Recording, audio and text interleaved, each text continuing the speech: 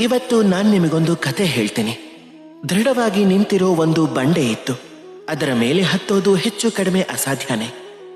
ಒಂದು ದಿನ ಅಲ್ಲಿಗೆ ಕಪ್ಪೆ ಗುಂಪು ಬಂದು ಬಂಡೆ ಮೇಲೆ ಹತ್ತೋಕ್ ಶುರು ಮಾಡಿದ್ವು. ನಿಧಾನವಾಗಿ ಎಲ್ಲ ಕಪ್ಪೆಗಳು ಆ ಬಂಡೆ ಮೇಲೆ ಹತ್ತೋದಕ್ಕೆ ಪ್ರಯತ್ನ ಮಾಡ್ತಾ ಇದ್ವು. ಕೆಳಗಡೆ ಕೆಲವು ಹಸುಗಳು ನಿಂತು ಇದನ್ನ ನೋಡಿ ಹೇಳ್ತಾ ಇದ್ವು, ಇದು ಅಸಾಧ್ಯನೇ ಅಂತ. ಈ ಕಪ್ಪೆಗಳು ಬಂಡೆಯನ್ನ ಹತ್ತೋಕ್ಕಾಗಲ್ಲ, ಬಿದ್ದೋಗ್ಬಿಡತ್ವೆ ಅಂತ. ಹಾಗೆ ನೋಡ್ತಾ ನೋಡ್ತಾ ನಿಧಾನವಾಗಿ ಒಂದೊಂದೇ ಕಪ್ಪೆಗಳು ಕೆಳಗ್ ಬೀಳೋಕ್ ಶುರು ಆದ್ವು. ಕೊನೆಯಲ್ಲಿ ಒಂದು ಕಪ್ಪೆ ಆ ಬಂಡೆಯ ತುದಿಯನ್ನ ತಲುಪೇ ಬಿಡ್ತು. ಆ ಕಪ್ಪೆ ಯಾಕೆ ಗೆಲ್ತು ಅಂತ ಗೊತ್ತಾ? ಯಾಕೆ ಅಂದ್ರೆ ಆ ಕಪ್ಪೆ ಕಿವುಡಾಗಿತ್ತು. ಅದಕ್ಕೆ ಯಾರ ಮಾತು ಕೇಳಿಸ್ಲೇ ಇಲ್ಲ. ಅದು ಬಂಡೆಯ ತುದಿಯನ್ನ ತಲುಪಬೇಕು ಅನ್ಕೊಂಡಿತ್ತು, ತಲುಪ್ಬಿಡ್ತು. ಈಗ ಇದು ನಮಗೆ ಬಹಳ ಅಮೂಲ್ಯವಾದ ಪಾಠ.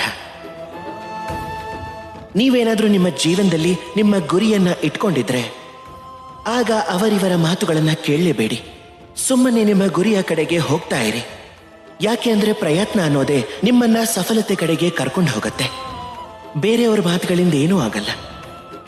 ಅದಕ್ಕೆ ಪ್ರಯತ್ನ ಮಾಡ್ತಾ ಇರಿ. ಹಾಗೆ ನಿಮ್ಮ ಗುರಿಯನ್ನ ಮುಟ್ಟಿ ನನ್ನ ಜೊತೆ ಪ್ರೀತಿಯಿಂದ ಹೇಳಿ, ರಾಧೇ.